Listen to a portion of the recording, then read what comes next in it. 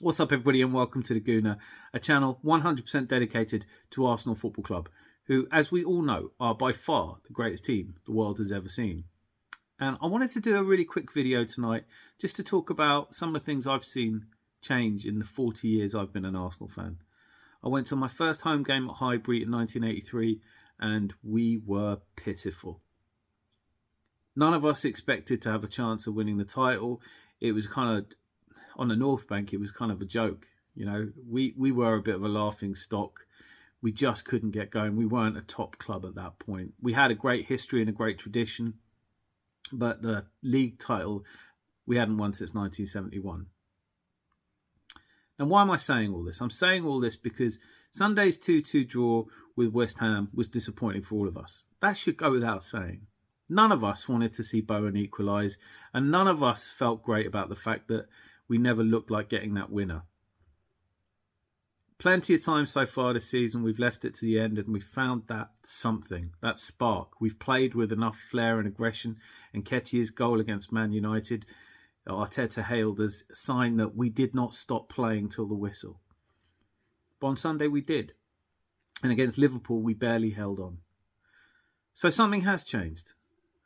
And the reason I'm doing this video is because all I've heard since Sunday is how we're too arrogant, complacent, almost lazy.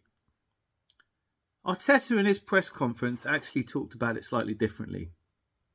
He talked about how it's easy to do it from outside the pitch, but we need to be more ruthless and we need to find a way to kill teams off. And that made me think about it. The symbolism, the way we talk about football and killing teams off, it's very harkers back to a different time. And I imagine that this 11 players on the pitch and the squad that goes out there to do this work on our behalf, with all our hopes, they want it at least as much as we do. And it's a little bit like a team of hunters going out for a village.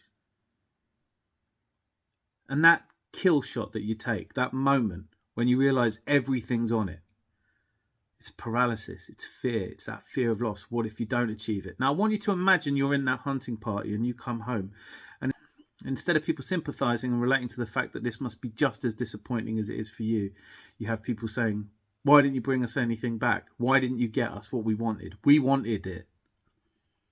There are so many fans out there now saying it's not good enough. On the Fan Zone AFTV, one of the fans saying, nobody's accountable. Yeah, they are. They're accountable.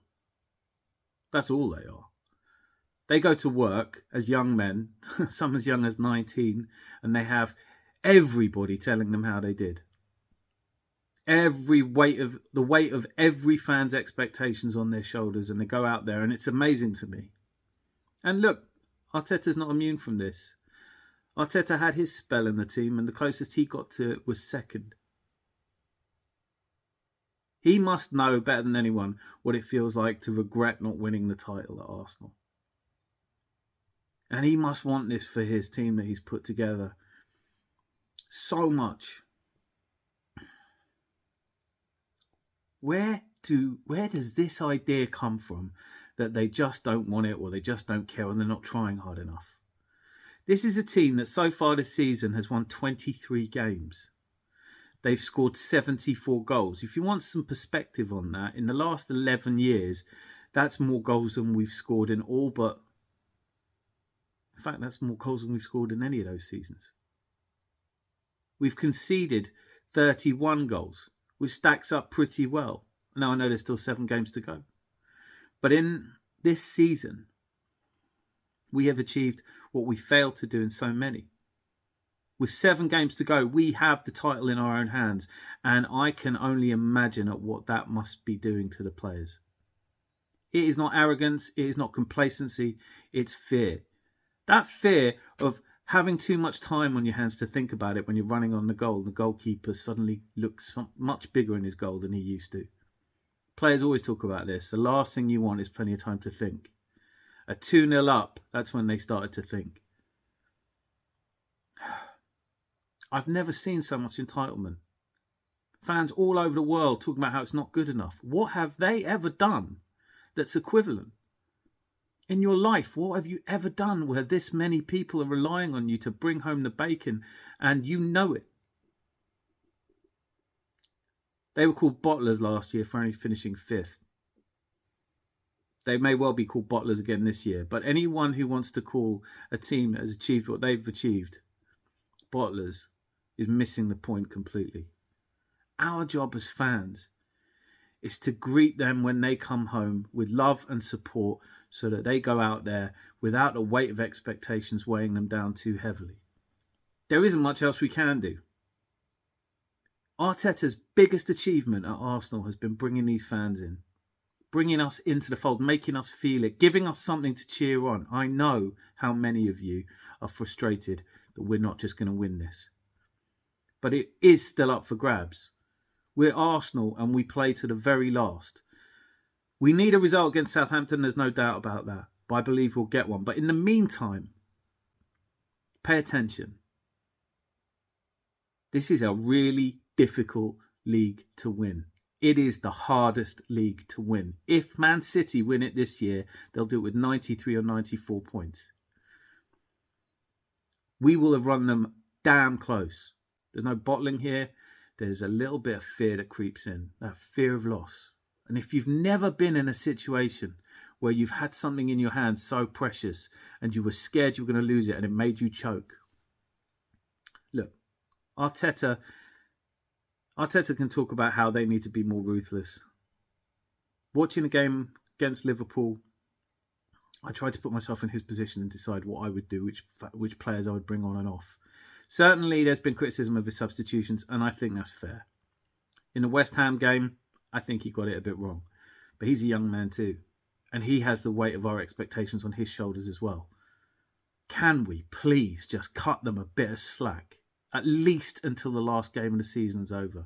Because if you want to go bleating on about how we threw it away or bottled it or weren't good enough for you, you can do it when this close season's on. Until then, stay together and stop going on about these players like they've let you down somehow. They haven't. Could be worse. It could be 1983 or 1984 or 1985. God help us, 1985. Right? Anyway, that felt like a bit of a rant. But I'm getting really tired of seeing entitled Arsenal fans acting like they're somehow owed a league title. You could be Chelsea. You could be Tottenham. Ever think of that? You ever imagine what it must be like to be a Tottenham fan? I'm Arsenal. I'm old school Arsenal. I love it when we win. I'm proud of them when they do it. I just want to see passion on that pitch, and I want to see a team that gives everything. And as far as I'm concerned, a team that's already won 23 games with 7 games to go in the season is doing pretty damn well. We could still finish on 94 points. I've never seen an Arsenal team do that, by the way. And if we finish on 90, that's a hell of a season for us. Don't write us off. Don't slag us off. So before you start going on about how these players are arrogant or complacent or don't want it enough, remember who brought us here, who brought us to the brink of a title, and who deserves our love and respect, and above all, our support. So keep singing, keep believing, and if you got some whinging you need to do, keep it to yourself, at least till the end of the season, because we're all a little bit nervous at the moment. And I think what we need on Friday night when we play Southampton is that Emirates energy. Anyway, that's enough from me. Lots of love.